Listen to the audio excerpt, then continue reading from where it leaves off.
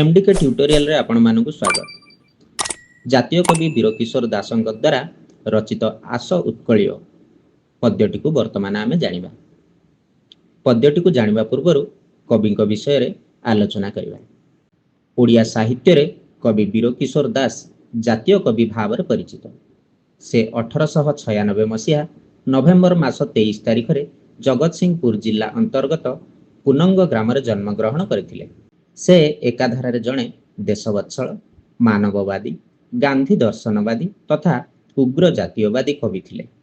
स्वाधीनता संग्रामर बन्ही शिखा को प्रज्वलित करने उद्देश्य रे से सरल, तरल और सावलील भाषा रे कविता मान रचना करथिले। ताहा द्वारा ओडिशार पुरपल्ली रे आबाल वृद्ध वनिता उद्बुद्ध होई पतंग परी स्वाधीनता संग्राम रे झास देइथिले। कविଙ୍କ द्वारा लिखित पुस्तक गुड़िक हेउछि मोहनबंशी, विद्रोही वीणा, फूलचंदन, वीर गीतिका जहाँकि स्वाधीनता संग्राम समय रचना करथिले प्रभृति। आस उत्कळीय कविताटी कविଙ୍କ द्वारा लिखित वीर गीतिका कविता संकलन आनीत। तुमे माने कवि परिचय जानिल। वर्तमान कवि परिचय को नहीं किछि आलोचना करिबा।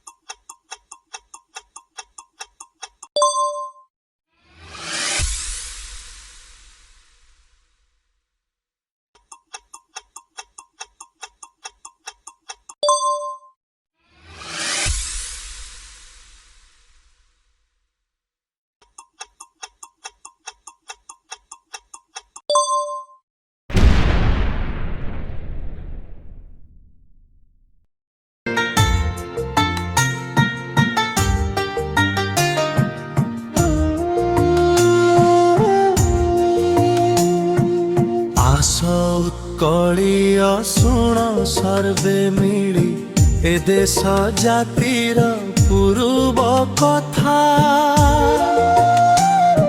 स्मरणे जहार गरबे तोहर आपे आपे नई पड़िब मथा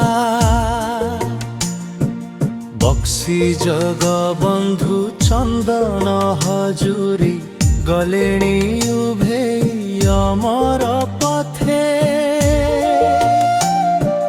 जस की तांकर हेब कि मलिन अमलिन परा ताहा जगते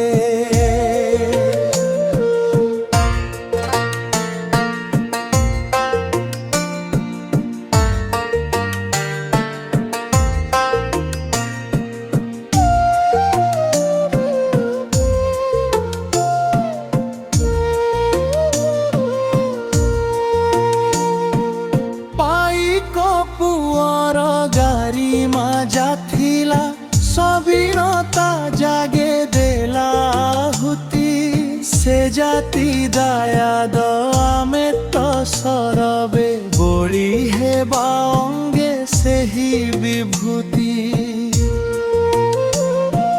तो साड़ी प्रांतरे दिने बही थिला समरे वीरर रकत न बही स्वाधीनता पाई प्राण देले जेते पश्चरिले माटी जीवत कही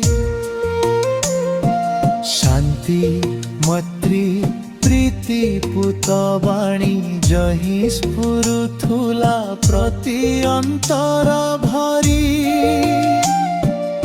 ଅହିଂସା ମନ୍ତ୍ରରେ ଦେଲା ଯେଉଁ ଦୀକ୍ଷା କାହିଁ କେଉଁ ଦେଶ ହେବ ତା ସରି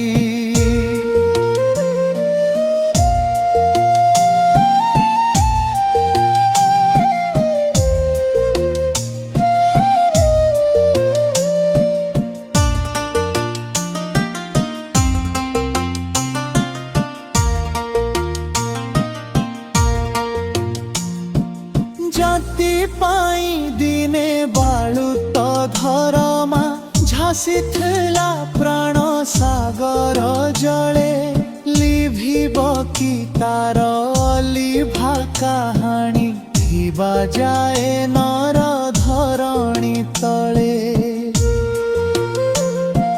ତ୍ୟାଗ ଆଦରସ ଜାତିର ମହତ୍ତ୍ୱ ଦେଶ ପାଇଁ ଦେଲା ନିଜକୁ ବଳି ଦରିଦ୍ର ଜନର ବନ୍ଧୁ ଗୋପବନ୍ଧୁ ସେ ପୁଅ ମହିମା ହେବ କି କଳି ବାଜି ରାଉତର ନାଁ ଲୁଚି ନାହିଁ ମୁକତ ପଥର ସୈନିକ ସେହି